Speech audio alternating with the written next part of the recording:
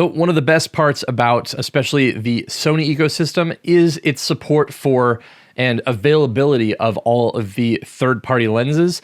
And one of the lens manufacturers that has been making really, really good lenses lately is Viltrox. And today they've released their 85 1.4 Pro lens. So let's check this out, see if it's any good. Now, I've just gotten back from a few weddings and have been using this for the past couple of weeks. And to be frank, wasn't planning on making this video today, but I got an email saying this, lens is launching in a couple days. So we're gonna make this video and talk about it. And thankfully, I have hundreds and hundreds of examples across lots of different formats, mostly being portraits and kind of like event coverage. And I think that's what a lot of people are going to be using this lens and generally use most fast 85mm lenses for. So right off the bat, this thing's pretty well built. It has a little gasket here for weather sealing. Obviously, there's not going to be like, I don't have an official weather sealing or weather resistant rating that they gave me or anything like that. And frankly, I have very, very little information about this lens outside of just the fact that I have it personally and have been able to use it. And what I'll say, something that is like slightly confusing about this is that this is the 85mm f1.4 Pro lens. Now, Viltrox has kind of some weird tiers where their Pro lens is actually, it feels as if it's below their lab series. So I have recently reviewed, and by recently I mean a few months ago, reviewed their 135mm f1.8 lab lens. And those are kind of like their version of the Sony GM lenses or the Canon L series lenses. And if I'm going to compare it specifically to the Sony, it feels like the labs are like the GMs and the Pros are kind of like their G series. So definitely like professional level. And I can confirm that like from a professional standpoint, this worked at every situation that I threw at it except for one. I would say that this gets poor marks on one situation, and we'll get back to that in a little bit. And that is kind of like the beauty of things like Viltrox. They're targeting the Pro market without like the Pro price tag.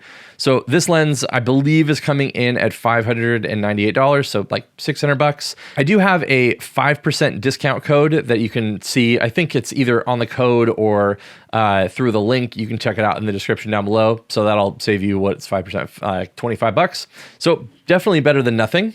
And the fact that this is like over $1,000 less than Sony's newest 85mm lens puts this in a pretty good position. And I will basically just say this as like another constant thing. An 85mm is something that I don't use a ton. I use it during the ceremony, especially, and during speeches at weddings, and every once in a while during extra things like dances and stuff. But it's not something I, oddly enough, spend a ton of time using, especially now that I have recently picked up the 28-70 f2 GM. Reaching to 70 has gotten me most of the general coverage stuff that I would need throughout like a normal day. So I'm not reaching for an 85mm nearly as much as I had been in the past, especially when I was shooting like a 35-85 combo. And so my general thing is like, if you are going to be using a certain lens or two for like 80% of the day, it's worth spending the money to buy usually like the L series or the GM lenses or whatever. And then all of the other little sections that you're filling your bag with that you might be using for different things, it's definitely a place that me, as someone that's been doing this for like, this is year 18 for me of photographing weddings. And I'm very, very particular about my gear. I'm totally fine with using a lens like this for those like 20% times. And also, to be frank, if I was starting out, if I'd been doing it for, like 5 years or whatever, like these are the lenses that I would 100% be putting in my bag and still being able to be at like a full professional level. So like, I mean, at this point, is this like a GM lens? No, but does this do all of the things that I had asked it to do in professional settings recently? Pretty much, yeah. Now, when I said pretty much, I think that that's probably a good invitation to jump into a couple areas where this thing struggled, and then we can go into the other areas that I think it did really well, and then you can let me know if you also agree that those things are up to par or not. So I had 2 issues with this lens. One I ran into just the second I got it and just started messing with it and testing it. So almost anything at minimum focus range, minimum focus distance, when you are using it at f1.4 at minimum focus distance. So you're right here. I just took a photo of just like the Atomos logo on this thing, and it's just like a little hazy. Is that going to be a giant deal breaker for most people? I don't think most people are shooting minimum focus distance of things that they absolutely need to be tack sharp at 1.4.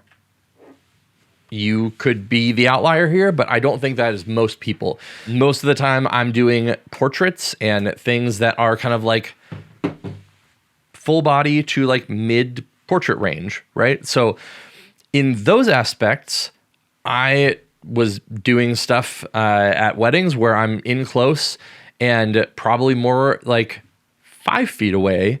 And at that point, I'm getting like pretty darn sharp, like eyelashes and just facial features and stuff. Like, it's great. And I don't think that I necessarily want for a portrait lens to be like clinically tack sharp in so many ways. So this honestly gives me kind of like a good mix of both, where when I'm close and doing portraits, it's not like just bringing out every single possible flaw in someone's skin tones or whatever, but also it's definitely sharp enough where there are times where I can deal with some glow and some haze and some things like that. When I'm doing professional work on my Sonys, though, that's not really what I'm going for. And so this kind of definitely is the only time it's like, you know, when it's like up really, really close that I run into that. And on like the distance portraits where it's like a full body of someone walking towards me or whatever, it is like plenty sharp. Every bit of sharpness that I would need. So in terms of sharpness, it's not going to work out for you if you're going to be like minimum focus and using that at minimum focus distance wide open. It's just like not going to be great. But in every usable scenario that I've used it in, it's been fine. Now, the only other area that this ran into any bit of an issue, and to be fair, this thing is probably on its own pre-production firmware, and so it does seem like an algorithmic thing that could be fixed. It does have a USB-C port on the base here, so it's one of those things that like it could get updated, but the focus algorithms were just like a little bit less consistent than I would anticipate from like a native Sony lens. So there were a few times where it was a little bit distracted and couldn't figure out like what thing to focus on, even though I had put a focus dot or like the focus point on a particular thing. It was trying to want to go to a different thing and giving me just like more of an issue than I would typically expect from a normal Sony lens. It was never an issue where it didn't rectify itself or I wasn't able to rectify it fast enough to catch the moment I was really looking for. But it is one of the things that like, I mean, the Sony stuff is just going to be better because they are the ones that make the algorithms and the cameras and stuff. So like the focus algorithms and everything are just going to be more accurate on those. But is it something, and to be frank, like, is it something that I would say, oh, you shouldn't buy this lens because the focus was like a little bit messy on like probably like 2 to 3 different times ever? No, like it worked itself out, and I would hope that they would fix that in firmware anyway. So yeah, and it only happened one time per shoot that just felt a little bit less grabby and a little bit less consistent than I would anticipate from a Sony lens. It didn't ruin anything. It's not like it just like wouldn't focus from the background. Like it's not, I'm making it out to be something that was really bad. It was more just like there were 3 faces in a row, and I was telling it to focus on a certain face, and it was kind of having a hard time deciding, like, should I trust Benj to focus for me, or should I do the thing that I think I want to do here? And so it's one of those things where, like, I don't know if it's communication with the camera and the lens together, if it's the lens, like, what the deal is, but it's just something I haven't experienced on any of my native Sony lenses. I've never had that happen, so I'm chalking it up to being the lens. Might not be, but that's just what I'm putting it at here as the one factor that has been different. Now, everything else has been great. Like, this thing is what I would anticipate for a Pro f1.4 lens to be. It's not super lightweight. It's not super heavy. It has, let's see here, a 77mm filter thread. So just like right on par with what you would anticipate for a lens like this. I carried this around at multiple weddings, zero issues, just kind of like, it's what I would expect out of an 85mm lens at this point. Now, in terms of bokeh, like, it's pretty nice. Like, it's not going to be mind-blowing. You definitely have some of that cat's eye look. And because of that cat's eye, you're also getting a little bit of that, like, kind of like swirly look where, like, towards the corners, you're getting kind of, you know, those rounded areas. But I do think that the transition from focus to autofocus looks really good, even on areas where there's like something out of focus in the foreground, then something in focus in the midground, and then something out of focus in the background. I think that all looks really good. So overall, like, would I recommend this lens? Absolutely. I think especially for the price point being like $600 brand new, you're getting a lot of professional looks and feels. Just be careful, because when I first pulled this out and just took some like minimum focus stuff around my office, that's the first thing I usually do, is kind of put it on and just kind of like focus on things around my office. But I realized that most of those things are like as close as possible. I was like, oh man, like I was kind of disappointed in it. And then it almost kept me from using it at the next wedding that I had that weekend. And then as I did a few more photos, took it to like photos of my kids at the park and just some things around the house, I started to realize, oh, but no, it's pretty good. And then once I used it, especially at that wedding, I went, oh, okay. So like, its flaw is that it's bad close up and everything else is good. So if you can get over that, I think this is going to be great. It's going to land in a lot of people's bags. And I think that if you, again, either don't have the money to buy like a native Sony f1.4, or if you are just someone that doesn't use 85 that much, but want a good 85 to be in your bag as a part of your toolkit, I think those are both great use cases for this lens.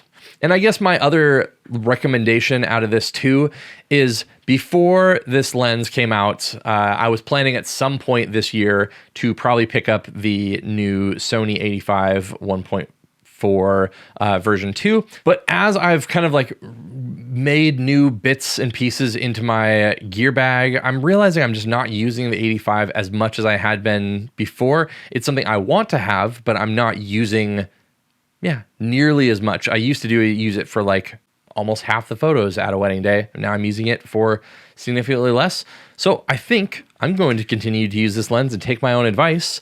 And this thing will definitely be having a place in my bag, at least for the next year. And if anything changes, I will let you know. So thanks so much for watching. If you want to check out my video that I did on this A9 III, you can do that up here. Check out my video on the Viltrox 135 lab lens up here, and I will see you in one of those videos.